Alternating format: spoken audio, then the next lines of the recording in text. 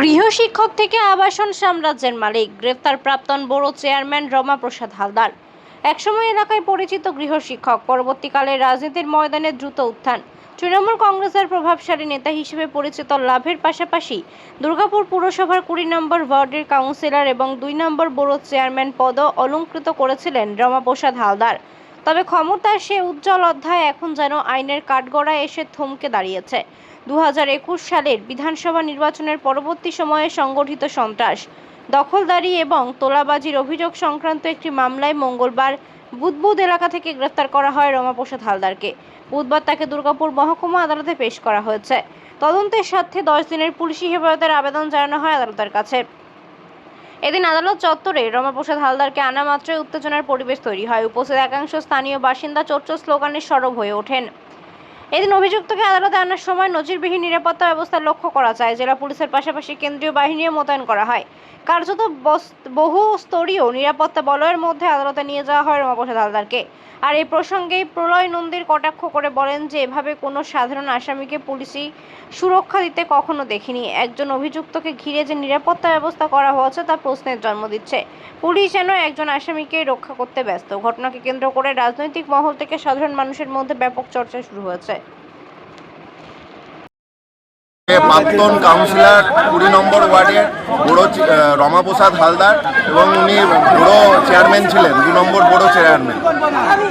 ওনার হচ্ছে একটা সাধারণ শিক্ষক, টিউশনি মাস্টার। সে আজকের কয়েকশো কোটি টাকার মালিক। 5 বছরে নিজের প্রশাসনিক মানে পোস্টের দেখিয়ে জোর করিয়ে আজকের দিনে তার ফ্ল্যাট, বেআইনি ফ্ল্যাট, তারপরে হচ্ছে কলিয়ারি বেল্টে 100-র উপরে হচ্ছে গাড়ি, সমস্ত কিছু হচ্ছে বানিয়েছে। হ্যাঁ, মানুষজনের উপরে অত্যাচার থেকে শুরু করে মহিলাদেরকে অকথ্যভাবে গালাগালি, তাদের মান সম্মানের হচ্ছে হুমকি, সমস্ত কিছু বিরোধী পার্টিকেও হচ্ছে মানে বিরোধী পার্টি যে করতো এলাকায় তাদেরকে হচ্ছে এলাকা থেকে বের করে দেওয়া, সমস্ত কিছু এর নামে হচ্ছে মানে মানে। আর আজকে আপনারা উত্তেজিত হলেন কেন? উত্তেজিত হওয়ার মানুষের ক্ষোভ। মানুষ হচ্ছে এসেছিল এই দুষ্কৃতিতে হচ্ছে দেখবে। আজকের পুলিশের একটা ভালো ভূমিকা ছিল যে অ্যারেস্ট করেছে এতদিনের পরে, এবং সেই খুশিতে মানুষ এখানে উৎসাহী মানুষ এসছে, এলাকার মানুষ।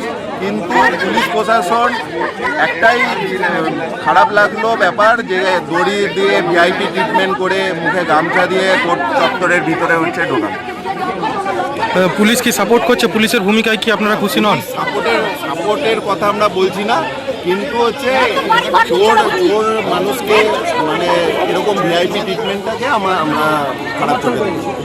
পুলিশ যদি আগে অ্যারেস্ট করতো তাহলে তো এরকম হতো না। পুলিশ যদি, প্রশাসন যদি আগে এর উপরে ব্যবস্থা নিত আরও বেশি ভালো হতো। কিন্তু সরকার বদলে আরও আমরা খুশি যে তার এতদিন পরে হচ্ছে অ্যারেস্ট হয়েছে। কোথায় কোথায় এখন আপনাদের কি দাবি রয়েছে? আমাদের দাবি একটাই, বেআইনি সম্পত্তি যা বানিয়েছে সেইগুলো হচ্ছে সিবিআই এর জাজ করুক। হ্যাঁ, যা জাজমেন্ট আসবে সেইগুলো হচ্ছে তারপরে রিপোর্ট। এখন আপাতত আমরা খুশি আছি যাতে পুলিশ অ্যারেস্ট করছে, আর আমরা সিবিআই এর আবেদন করি।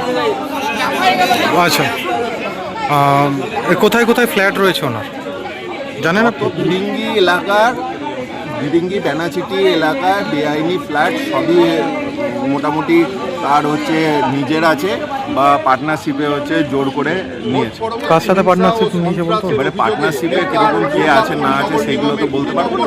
আপনার নাম? আমার নাম প্রলয় নন্দী।